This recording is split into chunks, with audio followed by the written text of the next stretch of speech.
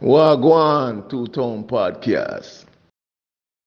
We're here live with Brett Wilson from He's got a yoga shirt on. We're here live. You see, I told you I'm undercover hippie. I told you I'm undercover hippie, yo. Yeah. We're here live with Brett Wilson from the Roots of Creation. So I'll talk into the cameras. I'll ignore you. Now, normally we interview artists because of their music. Don't be making out with my mic.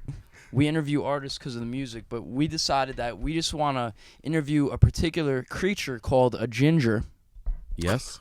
1% of the world's population. Historically, you guys are from the same lineage as the first person that had ginger. Did you know that? I didn't know that. Oh. But I do know that we're ginger what? descendants of the Vikings. They are. Yes. And what I was told in English class in high school when I was misbehaving and the teacher got frustrated with me, he said, "Do you know that you're a rape child?" And I said, "What did you say?" He said, "Do you know that you're a rape child?" I said, "No." I know my mother and my father. He said, "Your ancestors, the Vikings, raped and pillaged the whole entire earth, and English, Irish, and Scottish people didn't have red hair. They had black hair until the Vikings came in and they gave them red hair. So anywhere red hair is," he said, in his opinion as a historian, is only from the Vikings. And also Russian Jewish people see the Let me get your thing. red tinge that he's got. Yeah, let's put that on top. His opinion, all red hair comes from mind? Vikings. Oh, wait.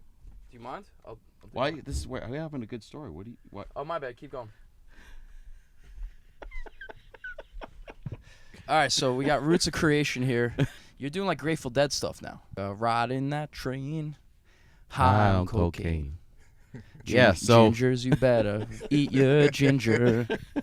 that's cannibalism. Eating ginger, like the actual Root. root? Yeah, the root. I love ginger root How's that cannibalism? because you're eating yourself.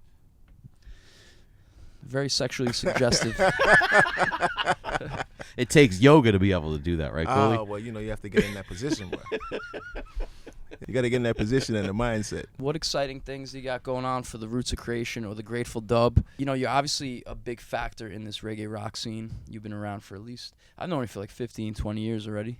Yeah. So I'm 42 years old. I started my band probably when I was, in high school at some point in time, and then maybe in college we moved into a house, we bought a van, we just hit the road. I was originally inspired by the California sound of ska, Sublime, Operation Ivy, Rancid, that West Coast sound, and then in the Northeast we had like an improvisational music scene, a jam band scene.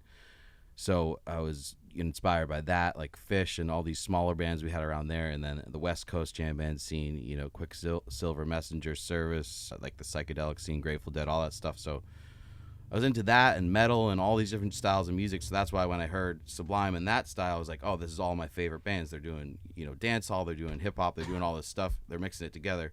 I'd love to do that and have, an improvisational jam band element to it was my original vision for the band. Fast forward to 2018, we put out an album, Grateful Dub, a reggae-infused tribute to the Grateful Dead.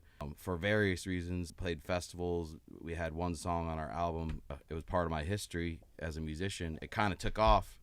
And so at this point, we have two bands because the original fans would show up to our shows and be like, yo, you're playing too much Grateful Dead. We want to hear the original music. And the Deadheads would be like, you're not playing enough Grateful Dead. So we're like, okay, we'll change it into two bands.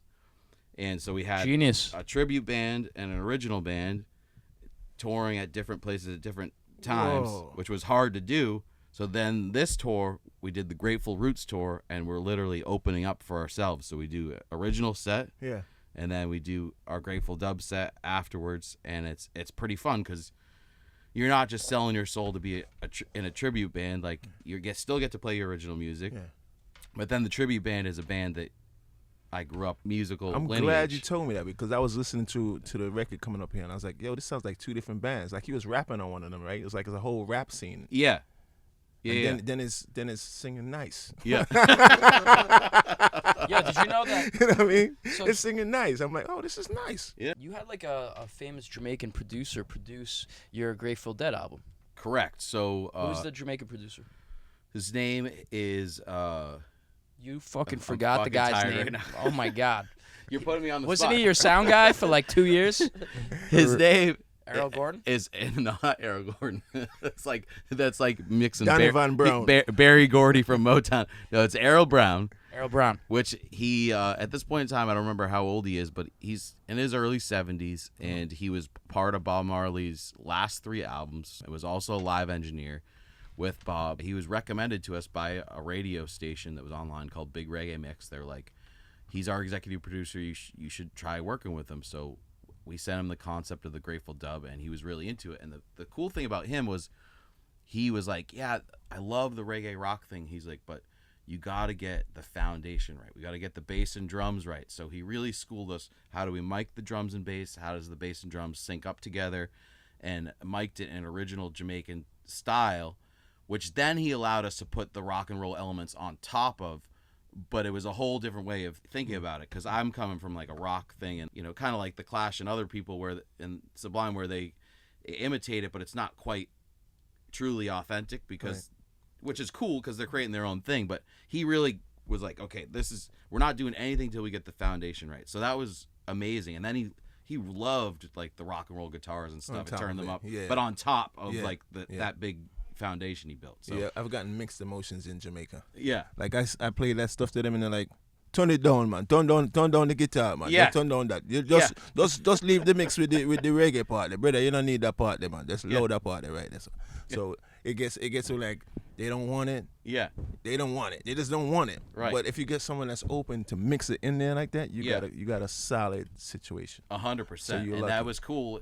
And he likes the newer stuff, younger people smiling at shows, enjoying the music that he was a part of since he was a little That's kid. cool. He toured with Revolution too, right? Yeah, he did Bob's Sons for a while. So like if you look at that video, Joe Mersa Marley on Instagram or YouTube singing with his dad Stephen Marley, but rest in peace Joe Mersa. Rest in peace, Mersa. You see him singing with his dad as a young kid. Errol at the controls in that video. So he was a part of the young Marleys and touring with Stephen and Ziggy, and I'm not sure about the other brothers, but being a live engineer for them, working at Tough Gong and doing his stuff. And then he kind of branched out into the reggae rock scene, the American scene, and worked with Revolution, Modest Yahoo. Now he's with Steel Pulse. Oh, nice. Which is, I think, seems like it's his favorite because it's got that rock element, but still true roots and from his era. Yeah, so. And it's got more of the Bob Marley sound. What he did from before. But it's exciting. He likes exciting stuff.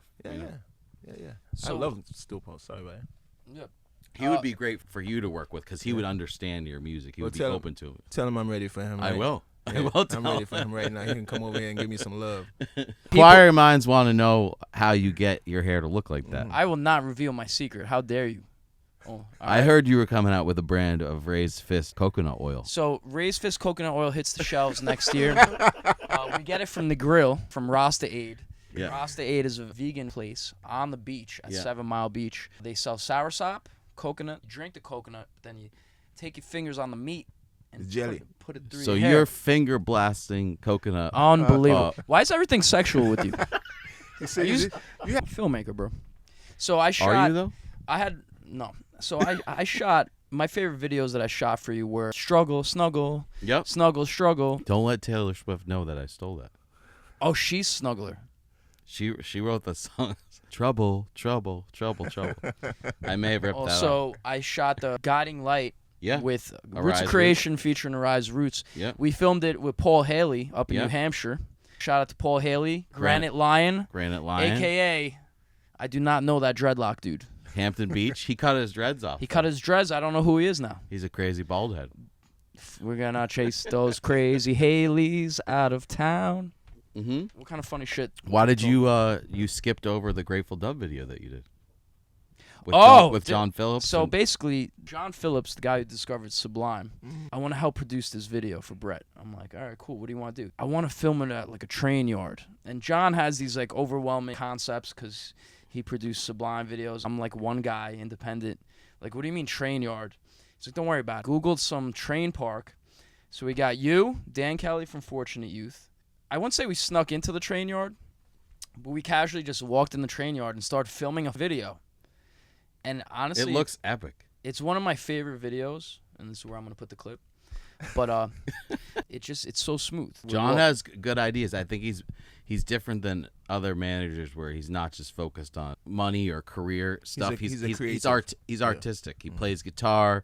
He has artistic visions for merch and posters. He has Shout out to John Phillips. he's got he's got visions for videos that drive the directors crazy. So this guy for some reason. He's like, oh, too many palm trees.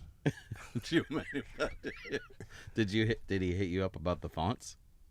Oh yeah, John's always like, why'd you use this font? Like I think the video's done. He'll be like, the font in the credits, I don't like it. I'm like, But he was right about the fonts on the Arise Roots video. I don't told him remember. I I was don't going to make a shirt that says your fonts suck, because he's always talking about the fonts. But fonts are important, don't you think, Coolie?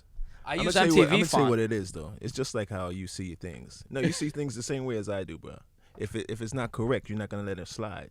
That shit's got to be to your likings. Then you're like, oh, Yeah, Right, that's right, cool. right. Your approval. you know what I mean? I argue creatively, right? I don't argue personally. I love everybody, but like creatively, it's like, how the fuck are you gonna tell me how to do my video? Like, how do you feel when you record songs? But the question is it your video if somebody's paying for it? Yeah, I'm the fucking director. It's still my video.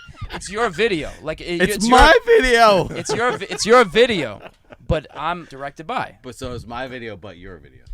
Ultimately, it's your video. But You, you- Then you if own it's it. your video and my video, isn't it our video? But it's your No, name. because your name is you're going not on it. directing. You're the artist. You're more concerned about how it looks because it's your name on it. Right. Yeah.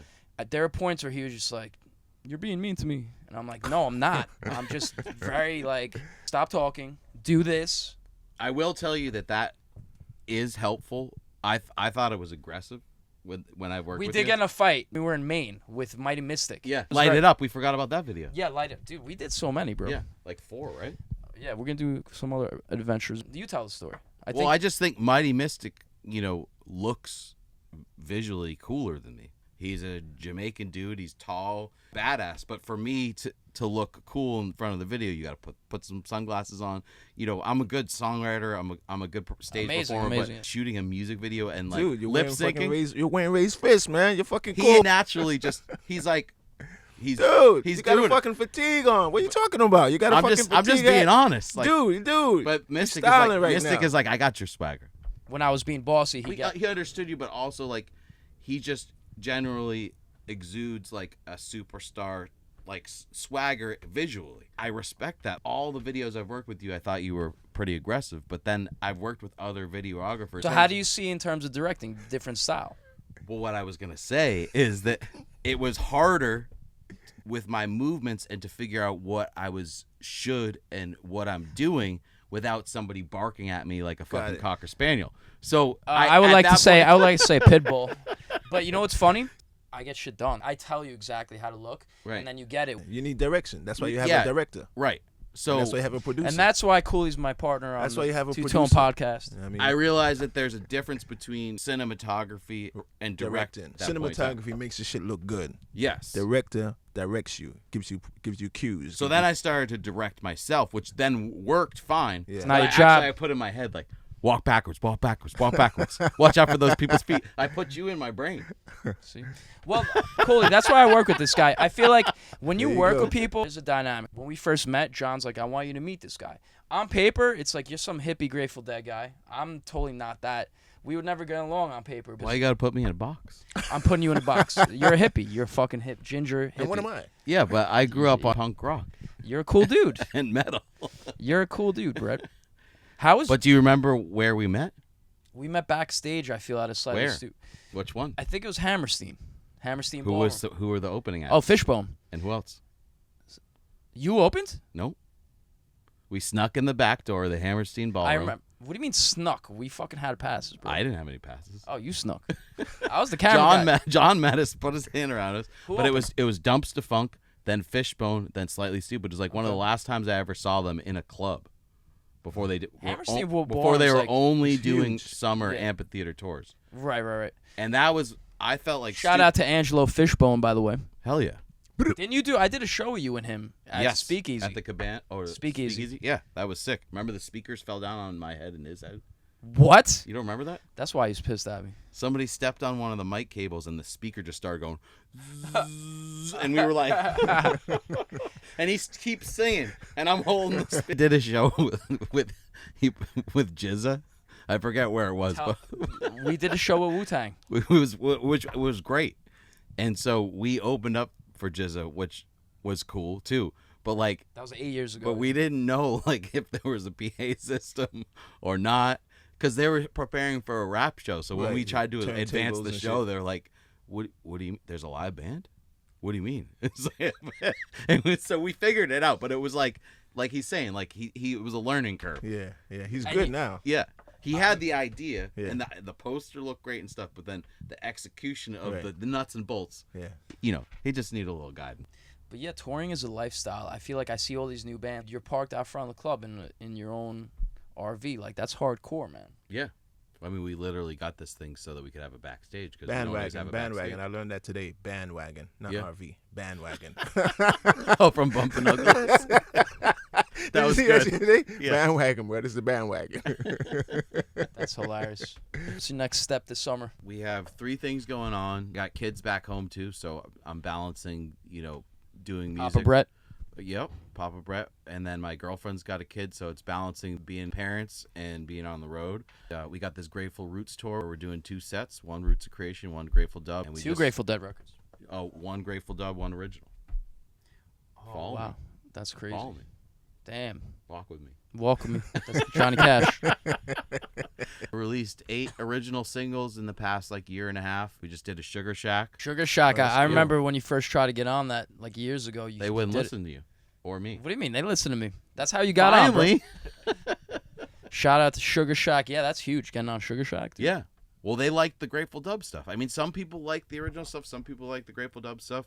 And they happen to resonate with that. And that it was a super cool experience.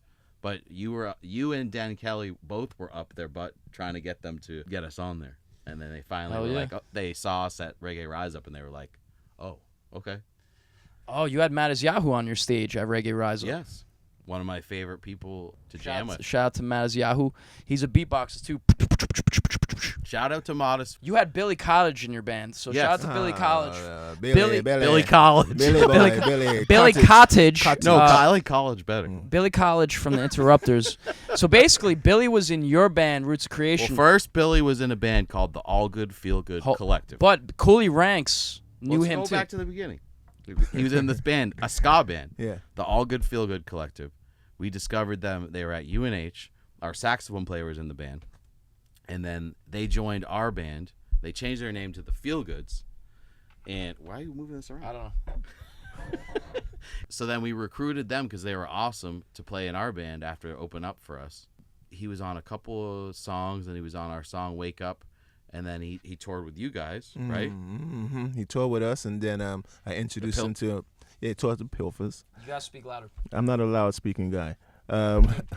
Dude, right in the Speak mic. up, I'm speak right up, in the speak mic. up. I don't gotta scream. The mic is you can turn the shit up. You know what I mean? Man, you're Turn being the hard. shit up in my You're being I'm headphones. just hard. saying, you can turn it up. Hey, mic one time. I don't want to Anyway. do that. I don't want to sit there and do that on I'm every sorry, time you bro. talk. I'm sorry. It's called so he was- compression. you know what I mean? I was in a band called Pilfers. Yeah, I'm still in that band. Billy was in. I'm just you fucking me up. Yeah, Billy was in that band, and then he got a chance to play with Real Big Fish when we was on tour. So yeah, that's how he went. Then he went to Interrupters. Yep. He's And a little bit of Goldfinger. he's a traveling man. He played with Goldfinger? Yeah. Yeah. He did some records with him too. Damn. His- So it's just crazy how Billy College started with you, Yeah. and he knows Cooley, and now he's on. It's called the Cottage Connection. Cottage Cheese. It's the College Connection. College Connection, bro. It's definitely ambitious young man Yes. and very skilled. Very skilled. Speaking of which, I saw you play guitar with Slightly Stupid.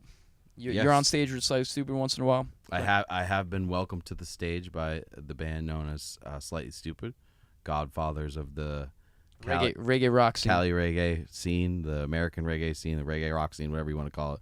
But they were playing before it even had a name.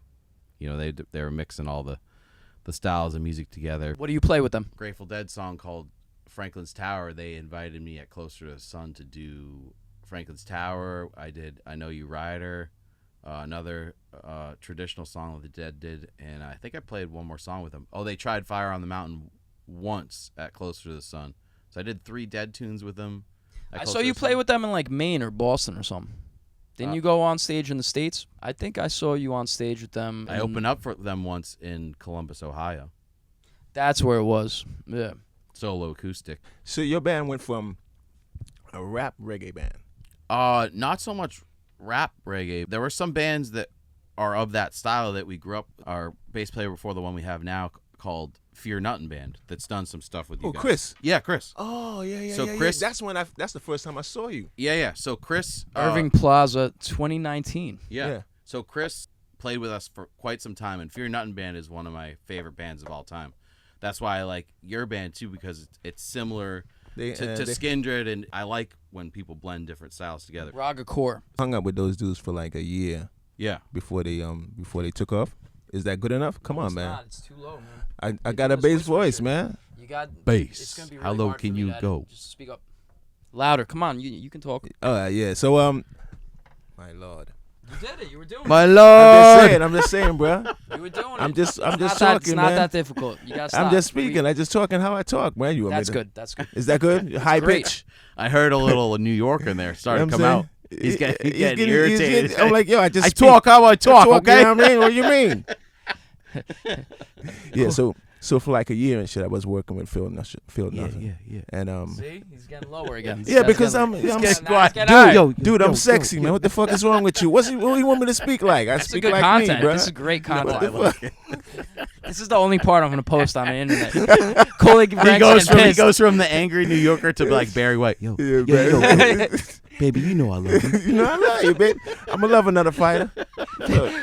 Baby, Fuck is you wrong? know I love Baby, you. Anyway, yeah. So I hung out with these dudes for like a year and shit, and worked with them, and they demoed all my shit, all my Nice. music and shit. I mean, the shit you hear now today, like Oh, really? mad years ago, mad years. I've been sitting on this shit. So they did like the basic, yeah, the raw stuff. Yeah, and then they just demoed it, and I got other musicians to do the shit Yeah. over again. But It's I love important to get those like bones to get down together. to like, get yeah. the concepts. Yes. That's what it really was. You Mhm. know, you can say this all you want, but then when you put it down, lay it down, then you got something. You go back and you refix Yes. it and Yeah. redecorate it. Big up, fear nothing. Yeah. Big up, fear nothing. Big up, fear nothing. We gotta. End Which it. is how it's Uh-huh. full circle. Let's Yeah. hear it. The first time I ever saw a music video from you. The Fear Nothing band video. Yeah, that was the first Raised Fist video, and I said, "This guy's got a cool style. I like this. It's like Thank a you. little bit aggressive. You know, I love this band. And I I like do a the lot of style." in your face. But Like I like it it. goes back again with fear nothing because that's the first time I saw you Yes, because Yeah. Chris was in the band, correct. and then And Jeff that's how was I saw you again. Yeah. Crazy with Coolie. I met him through the Yeah. Chris and the band thing, but at my old school in 2014 Mm-hmm. in Clinton Hill, I have I did a shirt drop, so I had like 20 packages full. At the school for the kids. No, shirt no. drop on Raised Fist. Okay. So during my lunch break, I'm walking out. You selling the kids shirts? Dude, shut the fuck up. During the lunch break, I'm walking out, packages, Yeah. and I see this guy right in front of my school, casually walking, because he had a real estate thing around the corner. Yeah. And I look at him, and he's like, "What?" I'm like, "Coolie Ranx." I'm like, "Dude, I'm a big fan." And then we start talking, and then he looks at me, he's like, "What is that?" I'm like, "Shirts." He's like, "How are you selling so many shirts?" I'll never forget it. Word. Coolie questioned me. You questioned me, like, Word. how'd you get so many orders? I'm like, Word. "Bro, I have a fan group." Like, the Yeah. dude is smart. He's a fucking marketing genius and shit. Yes. Like, I don't know. I'm still trying to catch up. I mean, Brett does the same thing. Brett literally does the same shit. Yeah. Lost a little bit of the Raised Fist gusto. 101. 101. This is- Where's mine? I just Our gave you whole a fucking band- Dickies, dude. I think that's your best shirt of all time. Let me talk to you about Raised Fist. I want to talk about this. Are you gonna wear this? No, I want to talk Oh about no. this. Okay. There's another reason why, and don't cut this out of the fucking video, okay? America does run on propaganda, and that's why I like the shirt. That's what John That's a said big to me. one there. You know what I mean? Oh. Because America does run on propaganda. Because something I say every time in our show is we did a song with Pato Bonton, and it's some of the best words I ever heard. But I say, if you believe in the power of live music, if you believe in the power of one love, one people, one aim, one destiny, one blood, no political division, no racial division, no economic division. Tonight, just now, close your eyes and meditate with me. I ask everybody to put their fingers to the sky because, you know, America, united we stand, divided we fall. They want us to fight amongst each other about what is the issue that you don't like. Maybe you don't like abortion. Maybe you don't like this or that. They want us to fight about that while they pass some bills to make billions of dollars. Facts. steal from the American people. That's how I see it. So Facts. America does run on propaganda. Facts.